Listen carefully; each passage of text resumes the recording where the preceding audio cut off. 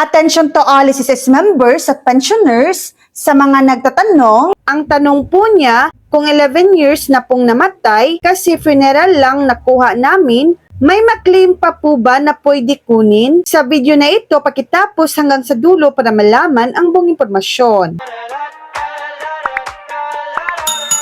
Sa ilalim ng mga patakaran ng SSS, karaniwang hindi na kayo makakapag-claim ng karagdagang benepisyo dahil lumampas na sa itinakdang panahon. Narito ang mga detalye, ang mga claim para sa death benefit, halimbawa, lump sum o buwan ng pensyon ay dapat isumiti sa loob ng 10 taon mula sa petsa ng pagkamatay ng miyembro ng SSS. Dahil 11 taon na ang lumipas, lumampas na kayo sa takdang panahon na ito. Ang pagkuha lamang ng funeral benefit ay hindi binibilang sa pagsusumiti ng claim para sa death benefit. Kaya hindi ito nagpapahaba o nagpapaantala ng panahon na ibinigay ng batas. So yan lang po ang latest update.